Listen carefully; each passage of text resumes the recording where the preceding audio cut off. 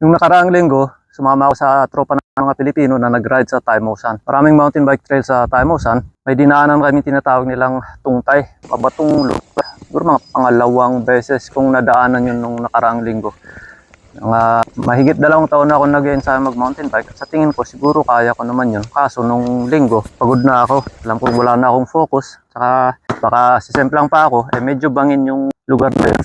Kaya nilakad ko na lang. Kasi bago ka makarating sa lugar na yon, bababa ka muna sa tinatawag nilang zigzag, tapos Hupoy Flats, tapos Hupoy. Pero hindi na kami bumaba sa Hupoy, pang downhill. Didiretsuin mo mga mula sa Hupoy Flats, siguro mga 15 to 25 minutes siguro yon. Tapos yun na yung maiksing lugar, pero napaka-technical para sa akin. Gusto kong paghandaan yun kasi napansin kong kulang yung endurance ko. Nasanay ako dito sa Tinpingsan na may iksi lang sections na iniensayo ko dito. Siguro pinakamahaba na yung 4 minutes na section na iniensayo ko dito. Kaya ngayon, balak kong pagdugtungin yung mga trail. Tansya ko siguro abutin ako ng 6 to 7 minutes. Ang goal ko ngayon, hindi ako lalagpas ng 7 minutes. Ako si Val, isang bagitong mountain bike rider. Nandito ako ngayon sa Tinpingsan sa Hong Kong. Nagsimula ako mag-mountain bike noong mga 2021, kapanahunan ng COVID. Dito din sa lugar na to. Nakakatuwang mag-mountain bike kaya naisipan kong i-document din yung mga pinaggagawa ko para may mapanood din ako. At saka sana makatulong din mga baguhan na kagaya ko or yung magsisimula pa lang. Hindi kailangan magkamali ng marami para matuto. Kadalasan mag-isa ko lang nag-iensayo kaya medyo self-taught ako. Sumasama ako sa mga magagaling mag-mountain bike para matuto sa kanila. Yung video ko, sana makuha ko kung paano ko pinag-aaralan yung mga basic skills na yun. Panoorin ninyo at ito yung ensayo ko ngayong araw na to. Susunod ko na dito yung video ng trail.